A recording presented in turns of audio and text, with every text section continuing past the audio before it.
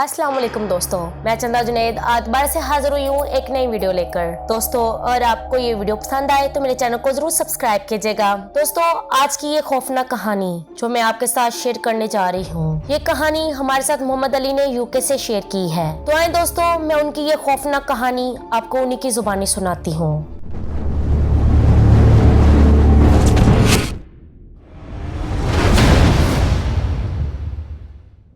ये कहानी मेरे अंकल की है जिनका नाम बिलाल है। हुआ ये कि 1991 में वो रावलकोट से रावलपिंडी जॉब के सिलसिले में आए हुए थे। उन्हें इलेक्ट्रीशियन की जॉब ऑफर हुई थी। वो अपनी जॉब को लेकर बहुत ही ज्यादा खुश थे और उन्हें इस जॉब में बहुत ही ज्यादा मजा आ रहा था और तकरीबन 2 साल मुकम्मल हो चुके थे कि अचानक एक दिन दोपहर के वक्त उन्हें एक कॉल मसूल हुई जो उनके भाई की थी। उन्होंने बिलाल साहब को बताया कि उनकी अम्मी की तबीयत बहुत ही ज्यादा खराब है तो जल्दी से रावलकोट की तरफ आ जाएं। उन्होंने भी जल्दी से तैयारी करके शाम तक निकलने की बहुत ही ज्यादा कोशिश की। आपको शायद मालूम हो कि 90s में कश्मीर का रास्ता बहुत ही ज्यादा कच्चा था और वहां तक जाने के लिए कम से कम 6 घंटे लग जाया करते थे। जब मेरे अंकल शाम को 6 बजे रावलपिंडी से निकले और बस अड्डे तक पहुंचे तो ड्राइवर ने उनसे कहा कि कोई भी बस सीधा रावलकोट तक नहीं जा रही, अगर आप चाहें तो हम आपको कुछ दूर तक उतार देंगे। मेरे अंकल क्योंकि बहुत ही ज्यादा जल्दी में थे तो वो भी उनके साथ ही बैठ गए। तकरीबन 4 घंटे वो गाड़ी चलने के बाद और रावलकोट से तकरीबन 2 घंटे पहुंचने से पहले वो गाड़ी रात के वक्त सुनसान जगह पर जा रुकी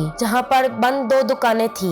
मेरे अंकल वहां पर उतरे और गाड़ी वाले को पैसे दिए और फिर वहां से पैदल चलना शुरू कर दिया। अभी उनको चलते हुए तकरीबन आधा घंटा हुआ था कि अचानक से उन्होंने महसूस किया कि कोई शख्स उनकी तरफ आ रहा है। जब वो शख्स मेरे अंकल के करीब आया तो उसने आकर पहले तो सलाम किया और फिर बताया कि मेरा नाम हाजी इमदाद है और उन्होंने मेरे अंकल से पूछा कि आप कहाँ जा रहे हैं। मेरे अंकल ने कहा कि मैं रावलकोट अपने घर जा रहा हूँ। तो हाजी इमदाद ने कहा मैं भी वहीं जा रहा हूँ, क्यों ना हम दोनों साथ साथ चलना शुरू कर दें। मेरे अंकल ने इस मौके को गनीमत जाना क्योंकि वो रात का वक्त था और एक सर्दी की बहुत ही ज्यादा खौफनाक अंधेरी रात थी और अंधेरा चारों तरफ फैला हुआ था। तो मेरे अंकल ने सोचा क्यों ना मैं इनके साथ साथ चलता जाऊं, रास्ते में बातें भी करते रहेंगे और इसी तरह वक्त भी अच्छा गुजर जाएगा। तकरीबन 15 मिनट तक वो साथ साथ चलते रहे। इसके बाद एक सुनसान जगह पर आकर एक पुराना पुल बना हुआ था। उस शख्स ने मेरे अंकल से कहा मुझे हाजत हो रही है और मैं उस पुल के पीछे जाना चाहता हूँ, प्लीज आप भी मेरे साथ ही आ जाएं। मेरे अंकल ने जब ये सुना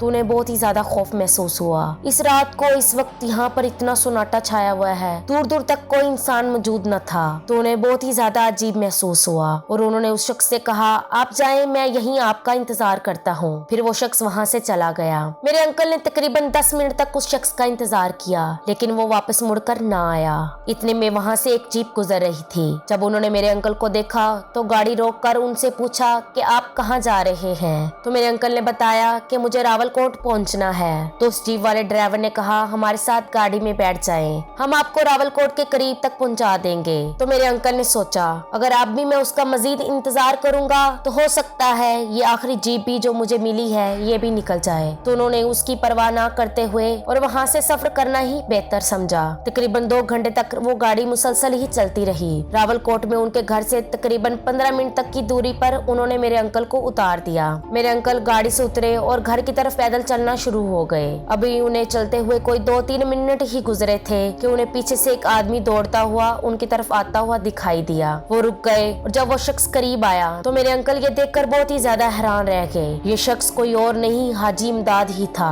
मेरे अंकल बहुत ही ज्यादा हैरान हुए क्योंकि मैं गाड़ी में 2 घंटे तक मुसलसल सफर करता रहा और यहाँ तक पहुँचा तो ये शख्स भागते हुए सुनसान सड़कों से यहाँ तक कैसे पहुँच गया। तो खैर जब वो शख्स मेरे अंकल के करीब आया तो इस बार उसकी आवाज में बहुत ही ज्यादा खौफ था। वो मेरे अंकल के साथ बात कर रहा था। उसकी आंखें बहुत ही ज्यादा सुर्ख हो रही थी। वो हाँफ रहा था। मेरे अंकल को बहुत ही ज्यादा खौफ महसूस हुआ लेकिन उस शख्स ने मेरे अंकल से कहा आए मैं आपके साथ आपके घर तक चलता हूँ। मेरे अंकल और वो शख्स इस बार फिर से साथ साथ चल रहे थे। इस बार जब मेरे अंकल इस शख्स के साथ चल रहे थे वो बहुत ही ज्यादा खौफजदा थे। थोड़ा दूर जाकर उस शख्स ने एक सुनसान गली की तरफ इशारा किया।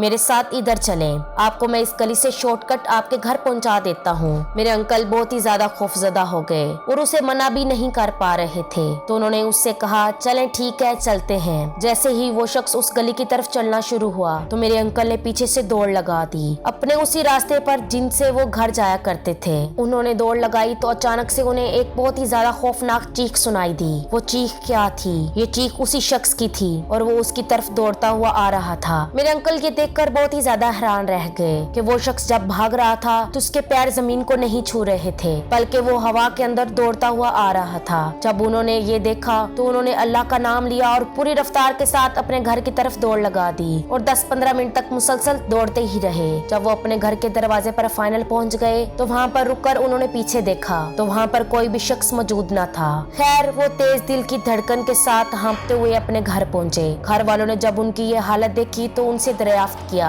क्या माजरा है, तो उन्होंने अपनी पूरी कहानी सुना दी। उनके भाई ने बताया आज से तकरीबन 1 साल पहले एक शख्स की इसी रास्ते पर मौत हुई थी। जब लोगों ने सुबह उसकी लाश अस्पताल पहुंचाई तो डॉक्टर ने वजह बताया कि इस शख्स की मौत खौफ से दिल बंद हो जाने की वजह से हुई है। तो मेरे अंकल ने अपने भाई से पूछा उस शख्स का नाम क्या था, तो मेरे भाई ने बताया कि उस शख्स का नाम हाजी इमदाद था। बस ये सुनने की देर थी, मेरे अंकल की हालत बहुत ही ज्यादा खराब हो गई। वो तकरीबन बेहोश होने की हालत में आ गए और बहुत ही ज्यादा खौफ में थे और उन्होंने अपने हवास पर काबू पा लिया। तो इसके बाद कभी भी सुनसान जगह पर रात के वक्त सफर करने से तौबा कर ली। तो दोस्तों ये थी हमारी आज की कहानी। मैं उम्मीद करती हूँ कि ये कहानी आपको बहुत ही ज्यादा पसंद आई होगी। इस तरह की मजीद इंटरेस्टिंग वीडियोस देखने के लिए हमारे चैनल को सब्सक्राइब करें और बेल आइकन को दबाएं। और अगर आपके साथ भी कोई इसी तरह का खौफनाक वाकया पेश आया है और आप लोगों को सुनाना चाहते हैं तो हमारे इस व्हाट्सएप के नंबर पर अपना वाकया भेजें। तो हमें याद रखिएगा। अल्लाह निगहबान।